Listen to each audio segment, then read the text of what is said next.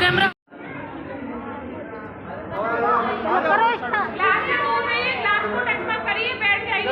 पदार्थ में बड़े गैस के बादल बने जिनसे लाइट और आकाश धुलाई लगा। मेंसुरेशन अर्थात क्षेत्रमिति, क्वाड्रेटिक इक्वेशंस अर्थात द्विघात समीकरण जीवन के मूलभूत निर्माण खंड बनाए गए थे। पृथ्वी लगातार पर कदम जमा चुकी थी तब भारत भी आसमान को करीब से झांकने की तैयारी में जुटा था। इस सपने को साकार करने के लिए तब महान वैज्ञानिक और इस तरह ब्रह्मांड के व्यवहार को प्रभावित कर रेडिएशन डोमिनेटेड अर्थात विकिरण प्रधान युग के अंत और पदार्थ प्रधान युग का न्यूनतम व्यास 23 लाख करोड़ प्रकाश वर्ष होना चाहिए। अवलोकन योग्य उसका पोषण व उसकी और भी प्रकाश है।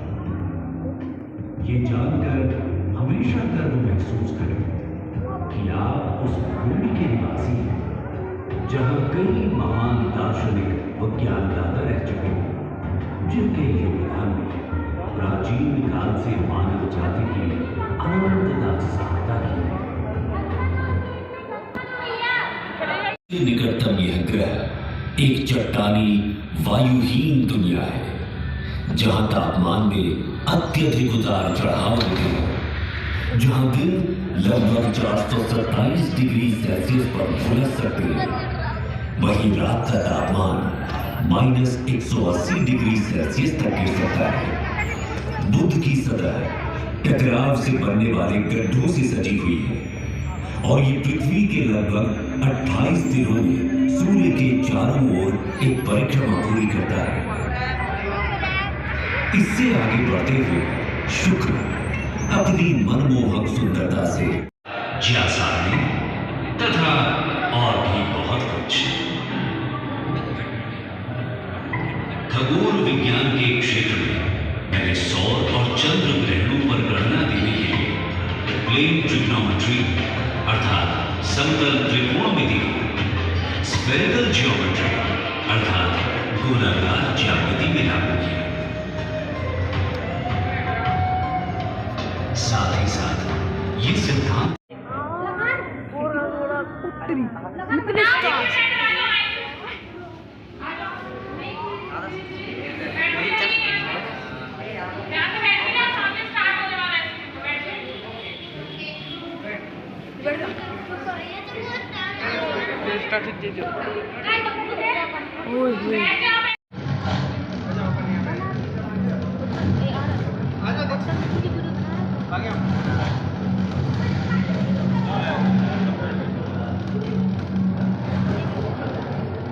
ब्रह्मांड का अंग्रेजी नाम यूनिवर्स लैटिन शब्द यूनिवर्सस से लिया गया है जो कि अंतरिक्ष और समय से बना है और इसमें मूलतः ग्रह, तारे, आकाश गंगाएं एवं पदार्थ और ऊर्जा के अन्य सभी होता है जो कभी कभी बहुत उल्लेखनीय ऊंचाइयों तक पहुंच जाती है, लाखों डिग्री तक पहुंच सकता है।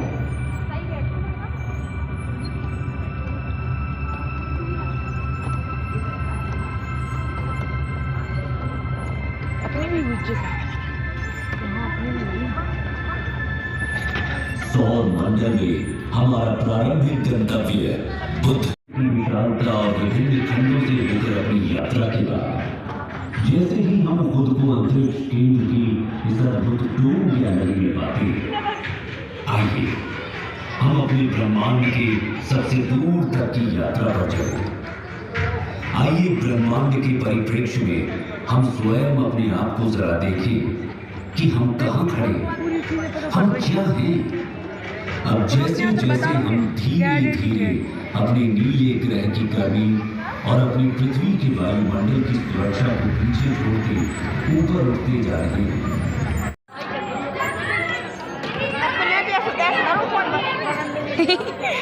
सच तो फोन भी तो ऐसा लग रहा है जूम करे हुए।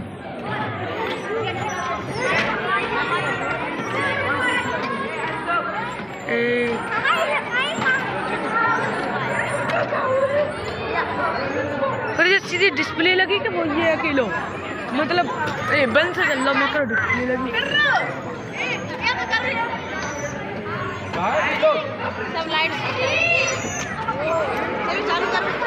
चालू तो है।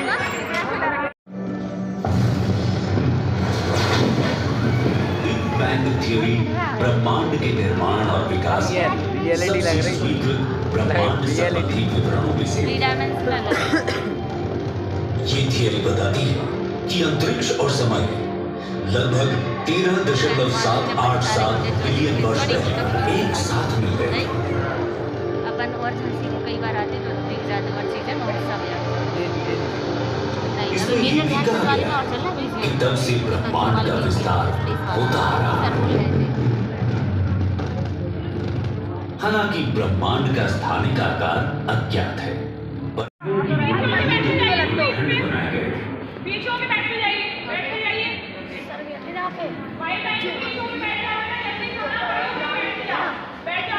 कल आप दे रहा है मन नितिन कितने नितिन अंदर होने आ जाओ ब्रह्मांड की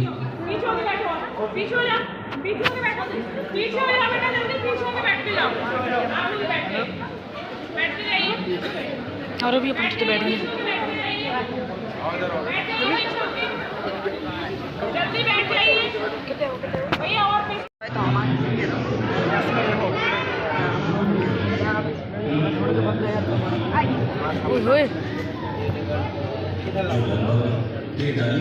अब जाओगे भी चलने पर हट के बाद अंतरिक्ष का अपने वर्तमान पैमाने पर विस्तार हो रहा है। ये विस्तार हमारी अपनी समझ से अलग था। अंतरिक्ष में वस्तुएं भौतिक रूप से नहीं हिलती बल्कि समय को परिभाषा देने वाला मैट्रिक ही बदल गया। ब्रह्मांड के लगातार बढ़ते आकार के कारण इलेक्ट्रोमैग्नेटिक रेडिएशन अर्थात विद्युत चुंबकीय विकिरण की ऊर्जा घनत्व भी लगभग 47,000 वर्षों में पदार्थ की ऊर्जा घनत्व फोटॉन और न्यूट्रिनो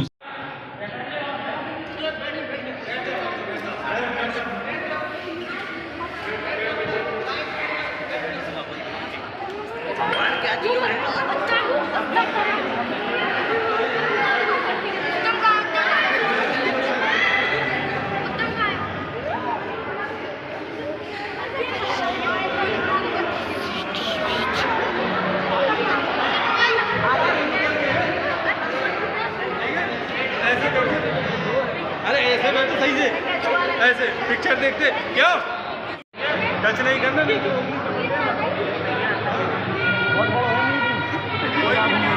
कोई भी चीज टच नहीं करना।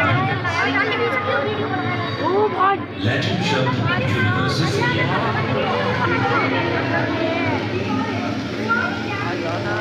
जो कि अंतरिक्ष और समय से बना है और इसमें मूलतः ग्रह तारे आकाशगंगाएं एवं पदार्थ और ऊर्जा के अन्य सभी रूप शामिल हैं।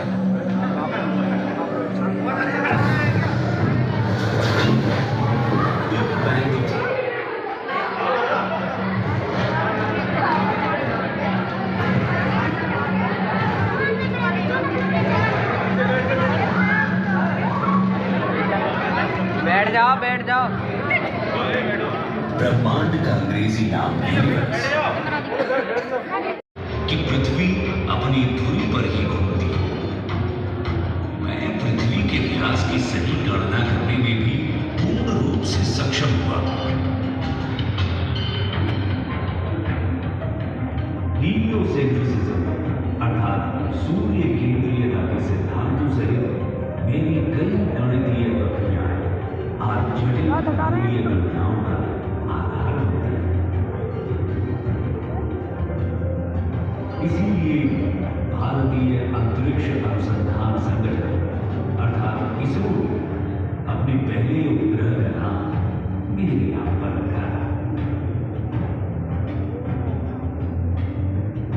मैं इस अंतरिक्ष संग्रहालय में आप सभी का पूर्ण रूप से स्वागत करता हूं ताकि आप मेरे परिदर्शक खुद की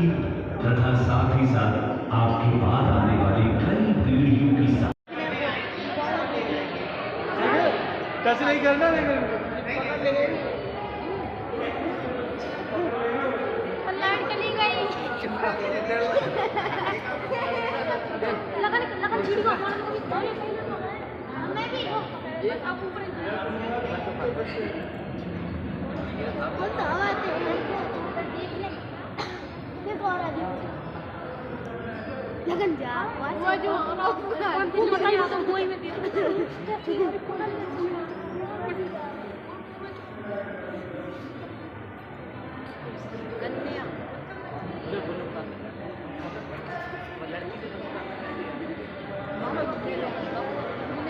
जो कहाँ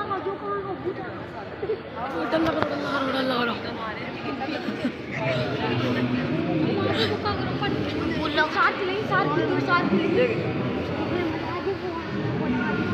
सडल लग रहा कुंभ मिथुन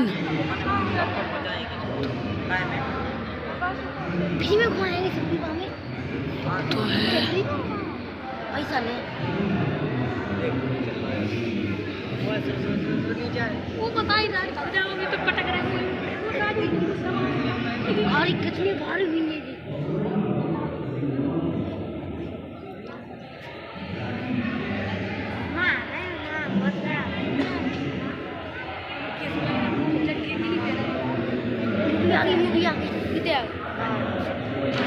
कौन कितने बोला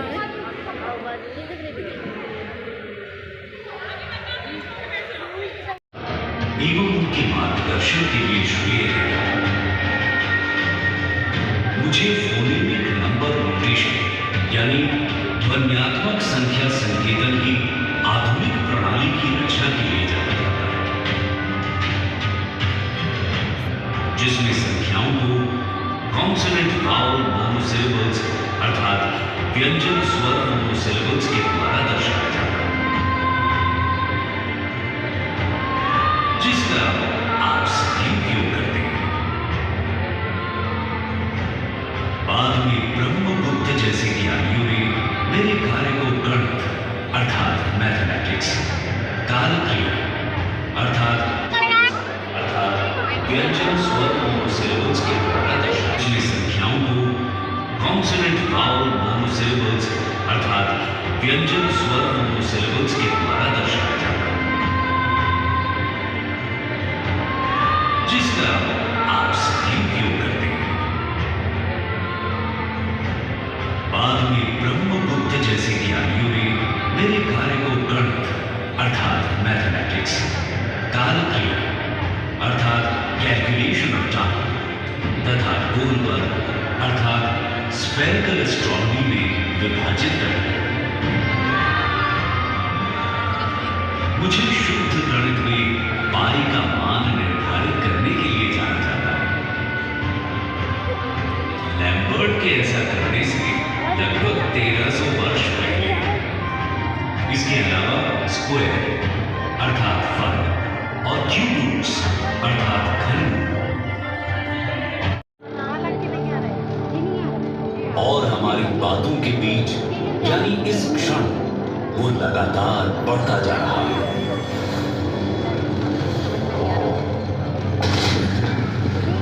बिग बैंग के स्वीकृत सिद्धांतों के अनुसार ब्रह्मांड के विस्तार के साथ शुरुआत से मौजूद ऊर्जा और पदार्थ कम घने हो गए। एक शुरुआती त्वरित विस्तार अवधि के बाद, जिसे लगभग 10 की घात 32 सेकंड में इन्फ्लेशनरी इपॉक के नाम से जाना जाता है, और भाई पे देखा था ना तुम मतलब जो लगेगा ब्रह्मांड धीरे धीरे ठंडा होना शुरू हुआ और तब से इसका विस्तार जारी है। इसने पहले परमाणु उपकणों और सरल परमाणुओं को बनाने की अनुमति दी। गुरुत्वाकर्षण के प्रभाव में डार्क मैटर धीरे धीरे इकट्ठा होकर फिलामेंट्स और रिक्त स्थान की फोम जैसी संरचना बनाता है, जिससे हाइड्रोजन और हीलियम के विशाल बादल बनते हैं। ये तत्व उन जगहों में चले गए जहां डार्क मैटर सबसे अधिक घना था। इस तरह पहली आकाश गंगा में सितारे और ब्रह्मांड में मौजूद हर चीज का निर्माण हुआ।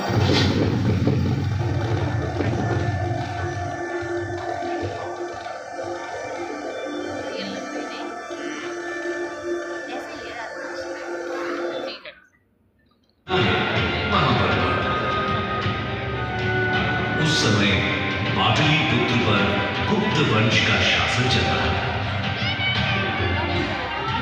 इस अद्भुत धरा से मुझे संबंधित होने पर गर्व है, जिसमें विश्व को ज्ञान, मार्गदर्शन तथा सबसे ज्यादा सत्य की खोज की मदद दी। मुझे कई खोजों का श्रेय दिया गया है, परंतु मेरी इस असंख्य खोजों की यात्रा मैं माता सरस्वती हूं। लेकिन सावधान रहें, यहां का तापमान 462 डिग्री सेल्सियस तक बढ़ सकता है, जो कि इसके सूर्य से दूर होने के बावजूद बुध से भी अधिक गर्म है।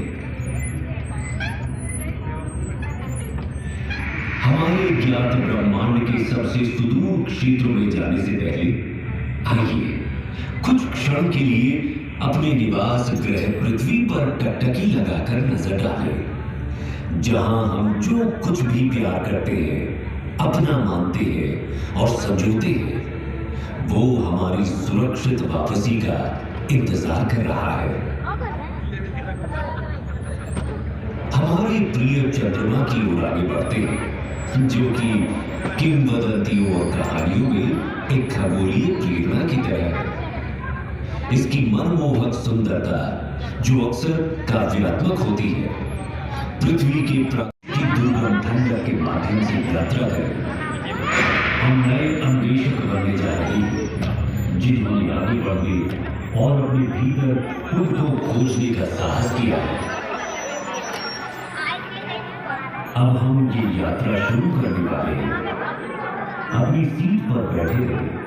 ये यात्रा कभी कभार ऊबड़ खाबड़ भी हो सकती है, लेकिन इस स्टारशिप पर आपके कप्तान के रूप में मैं आप सभी को सुरक्षित और स्वस्थ वापस लाने का वादा करता हूं।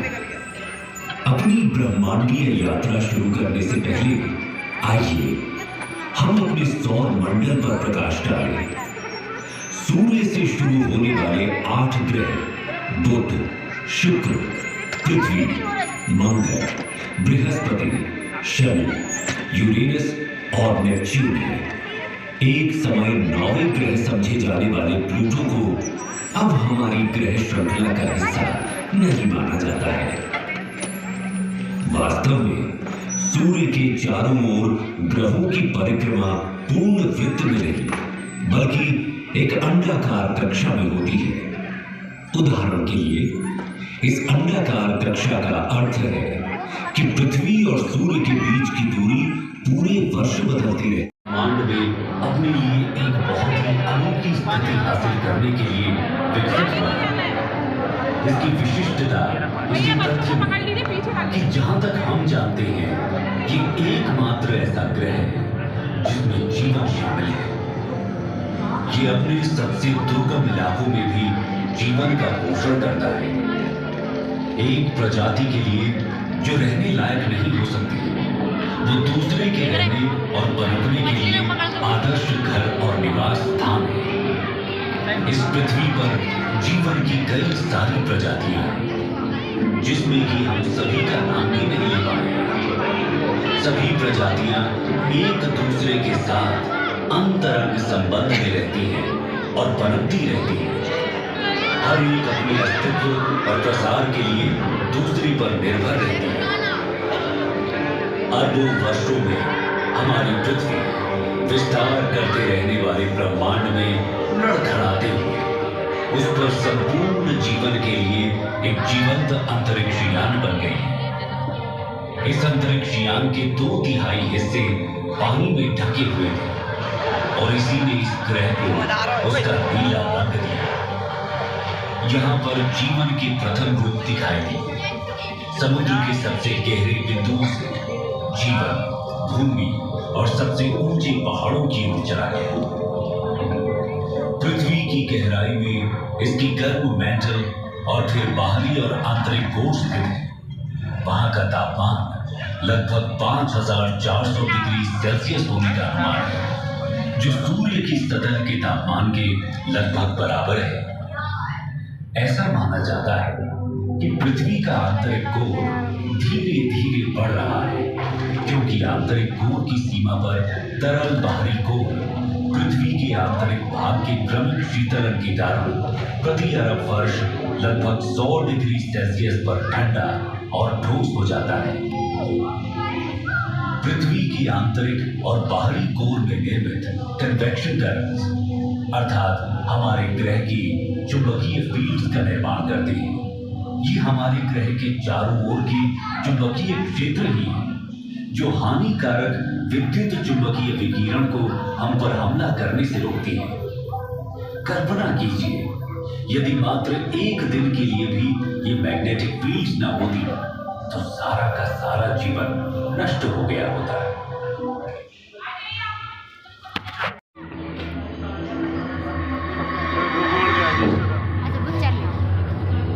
दुनिया चांद पर कदम जमा चुकी थी, तब भारत भी आसमान को करीब से झांकने की तैयारी में जुटा था। इस सपने को साकार करने के लिए तब महान वैज्ञानिक विक्रम साराभाई समेत कई नामचीन चेहरे एक ऐसे संस्थान को खड़ा करने में लगे थे जो जमीन पर बैठकर आसमान की खबर हम तक पहुंचा सकता था। और इसी कड़ी में भारत की अंतरिक्ष एजेंसी भारतीय अंतरिक्ष अनुसंधान संगठन यानी इसरो 15 अगस्त 1969 को हकीकत के धरातल पर उतरी। जितना रोचक इसकी स्थापना का प्रसंग है, उतना ही इसकी शुरुआत की कहानी दिलचस्प। इन तस्वीरों को देखिए। प्रक्षेपण के लिए तब छोटे रॉकेट के कलपुर्जे बैलगाड़ी और साइकिल तक से ढोए गए थे। 54 साल बाद बीते दिनों चंद्रयान 3 के सफल प्रक्षेपण ने इसरो की उपलब्धियों में एक नहीं बल्कि 4 चांद लगा दिए। सारी दुनिया भारत की इस अंतरिक्ष एजेंसी का न सिर्फ लोहा मान रही है, बल्कि दुनिया की प्रमुख 5 स्पेस एजेंसियों में इसका नाम शुमार हो चुका है। आखिर इसरो का अब तक का कैसा रहा है सफर? कितनी चुनौतियों का सामना कर वो आज इस मंजिल तक पहुंची है? चलिए डालते हैं एक नजर उसकी अब तक की यात्रा पर। भारतीय अंतरिक्ष अनुसंधान आज जिस मुकाम पर है, इसके पीछे एक गहरा इतिहास छुपा हुआ है। इसरो एक ऐसा नाम है जिसकी शुरुआत 1920 के दशक में ही हो गई थी।